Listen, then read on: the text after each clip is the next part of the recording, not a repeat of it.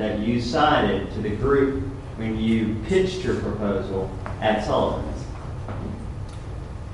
The hourly rate was not discussed at Sullivan's. When you previously pitched it, had you pitched a different hourly rate? Yes. What was the prior different hourly rate that you pitched? It was, I believe, 20. $20 per hour? Can you explain to Judge Cash why the amount changed from $20 to $65 an hour? Initially, when I was in contact with Mr. Preston, I was under the assumption that I would be considered, I guess, a county employee, for lack of a better word, but basically to have full backing of the county, whether it's administrative, personnel, any extra hands that I might need. So, and then also insurance benefits and whatnot. Upon finding out that that was not the case, I knew that I was a one-man army, so to speak, so I knew that $20 an hour wasn't going to be feasible. At some point after your initial pitch, did you realize you would not become an Anderson County employee per se? I'm sorry, say that again? At some point after you gave the original pitch, did you realize you would not become an Anderson County employee per se? Yes. But instead, did you realize you would be more of an independent contractor? Yes. And once you realized that you wouldn't be an employee, did you recalculate what the hourly rate would be in light of the fact that you'd be an independent contractor versus an employee? Yes.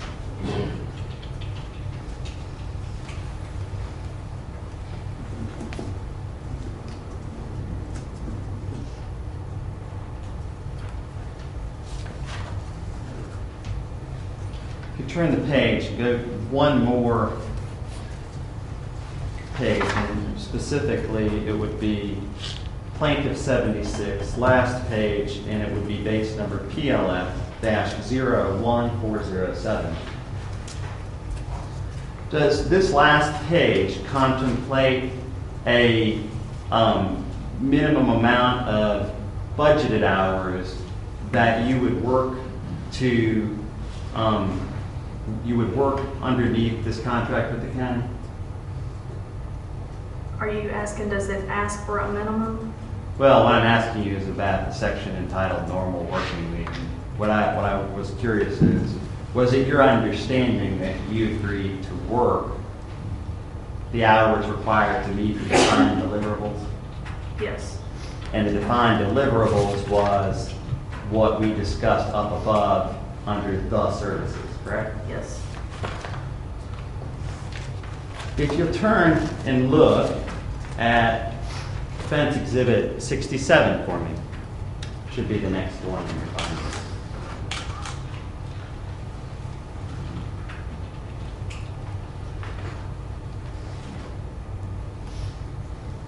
And I'll just note for you that there's multiple months here underneath this. But what is Defense Exhibit 67? It looks like a monthly report that I would have submitted to Mr. Preston for the work for October 2007. And then, as you flip forward, are there other months beneath? Yes. Are those the reports that you created underneath the original TAC contract? Yes. And if you flip all the way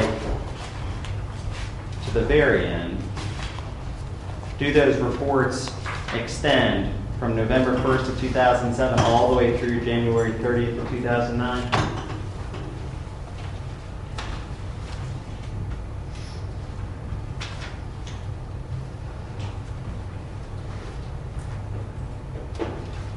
Yes. What was the purpose of these reports?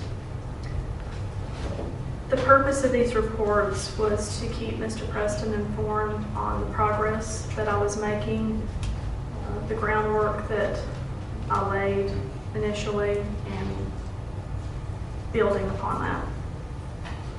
Now, one of the questions I had for you about the original TAC contract that we just looked at in relation to the month-to-month term, what was your understanding about why the original PAC contract had a month-to-month term. My understanding was this was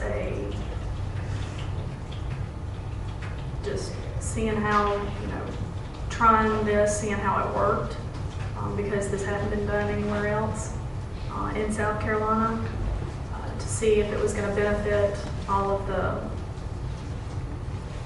farmers, the restaurants, all of the businesses, and revisit it about a year later and see where we were from there, possibly go through. Would it be fair to characterize the program as a trial program or a pilot program? Yes.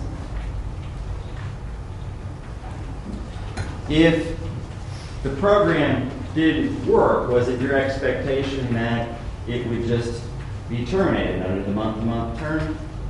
Repeat that, please. If the program didn't work, was it your expectation that it would just be terminated under the month-to-month term? Right.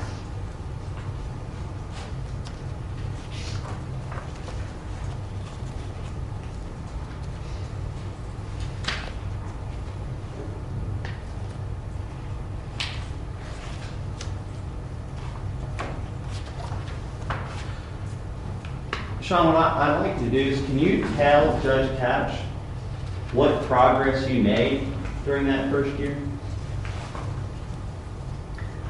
During the first year, there were several meetings held with the school food service directors, with the school administrator, with Carolina Produce, who was the contracted produce vendor, and with farmers later on, once a lot of the groundwork had been laid. We had to know what our budget was with the schools, what they were able to buy from farmers, what they were willing to buy from farmers, because there was a lot of things to be dealt with as far as what the schools were able to process on their own. If something was something as simple as a tomato or strawberry is great, but broccoli, there was a lot more processing involved with that. So sifting through all of those minuscule details and working with the nonprofit in North Carolina that was going to be helping market these farmers, because marketing of farmers, it's not something farmers do really well because they're busy raising their product. So getting all of the groundwork laid, we were at a point where we were going to be purchasing from local farms the following year, so in the 2008 school year. And also working with the farmers market manager and seeing what avenues we could pursue, which restaurants might be willing to purchase from local farmers. So we were, even though a year seems like a long time, it's a lot of groundwork to be laid to get to a point where things are up and running, but a lot of success had been had. Did there come a time where any of the school districts actually applied for grants with respect to the Farm to School program? Yes. The first year we wrote a grant. It was a small one, but we were in the initial stages and didn't have a whole lot to show for everything because, the marketing wasn't up and running.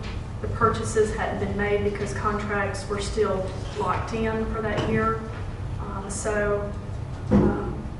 We wrote a Congressional Hunger Center Victory Against Hunger grant, and were successful in that just because of the steps that we had made to have a farm to school program the following year. And was there ever a point in time when District 5 was able to? Districts 2, 3, and 5 all wrote grants. That would have been the second year. In the second? Yes. And what were the total amount of grants that they were able to obtain? Do you recall? The first go around, the grant size was right around $80,000. When you first executed the original PAC contract, Do you recall whether Mr. Preston slated a top-line budget for you? Yes. What was that budget? He mentioned 40,000.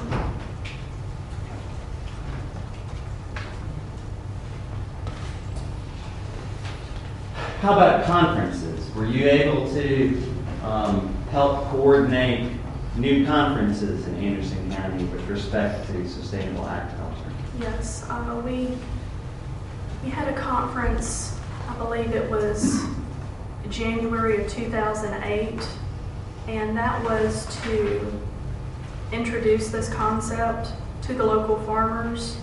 I believe a number of local politicians were probably invited as well to get their input and get them excited about it. That was the first conference that was held.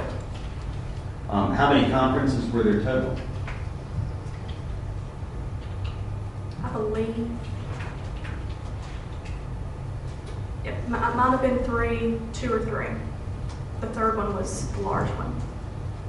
And how would you describe the success of these conferences? Well, success, I guess that determines upon what your definition. If it was economic success, the third one would have been the most successful. If you were looking at success in terms of education, then they all three would have been successful.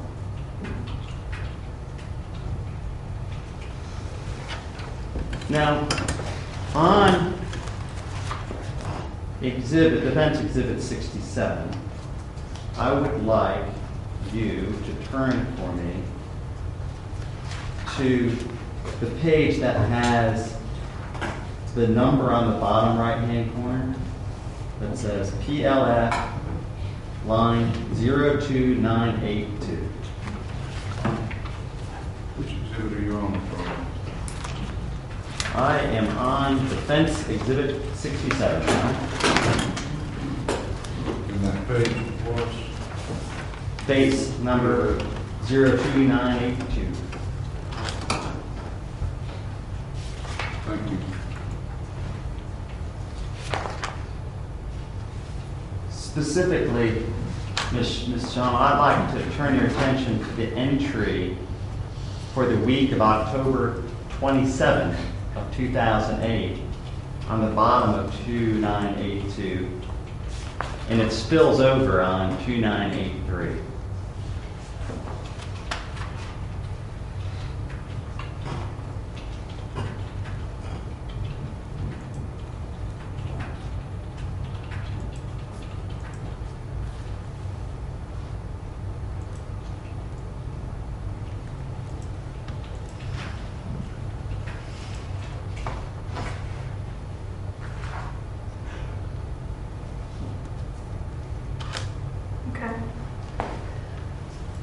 In the carryover paragraph on 2983, it references picking up walkie-talkies for communication throughout the conference, table setup, pickup of linen, setup vendor tables and centerpieces. And my question is real simple. What conference are we talking about? We're talking about the Carolina Farm Stewardship Association Conference.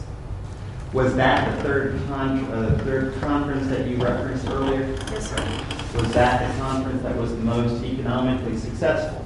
Yes. Do you recall how many attendees came? I believe it was 500, something in that range. Was this in Anderson County? Yes, Did you help organize this? I did. Did you help bring it to Anderson County? I helped bring it to Anderson County. Did you help promote the conference in Anderson County? Yes. I'd like you to turn to Plaintiff's Exhibit 76A, which should be the next tab.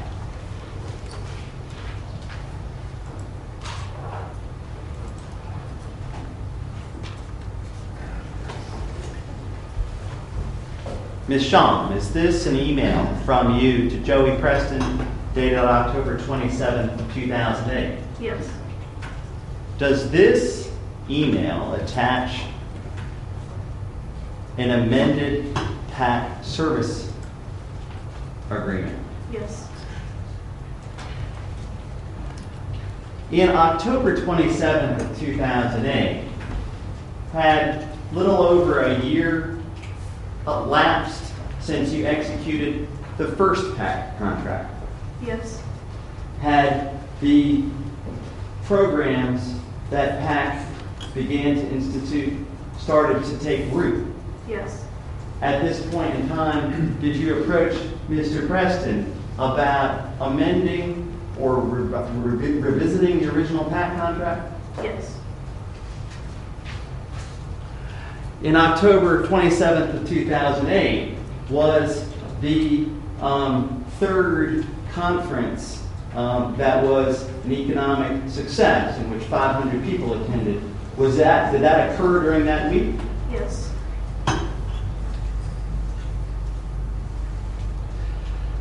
Who initiated the concept of potentially benchmarking your work under the original PAC contract in the October of 2008 timeframe?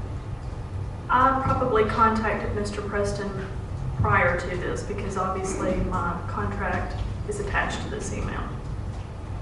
And why did you contact him?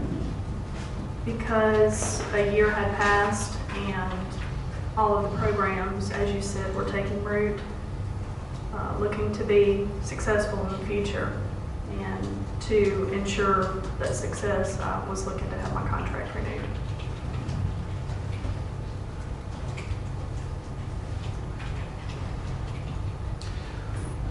In this time frame, was it your view that the trial period should come to an end?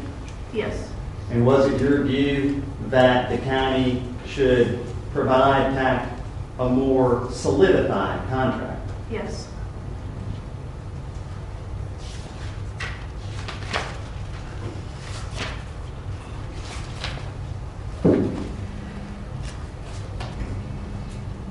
Can you turn, Ms. Shaum, to Plaintiff's Exhibit 77?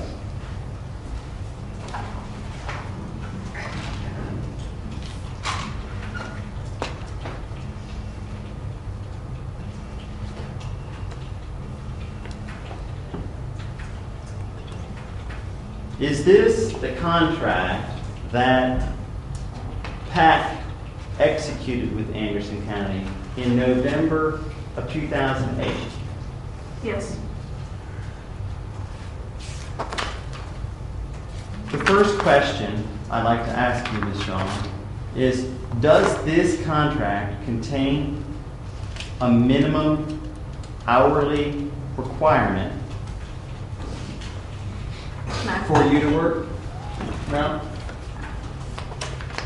And the second question I'd like to ask you about is paragraph 5 on the last page of this contract, the infamous paragraph 5. What was the purpose? Let me go back one question. Who created the initial draft of this contract, Ms. Shaum? I did. Did you have any help? No. Did your father know that you were amending or seeking to amend your original contract with the county? No. Did you ever talk to him about it? No. Did you ever talk to your father about your services that you provided to Anderson County? No. Now, at some point, do you recall your father learning about the original PAC contract? Repeat that, I'm sorry. Do you recall that there was some point in time that your father learned about the original contract you had with Anderson County? He did, yes. How did he learn about it? I don't know. And what was his reaction? It's not favorable. He was displeased? Yes. With respect to your work that you provided with respect to PAC,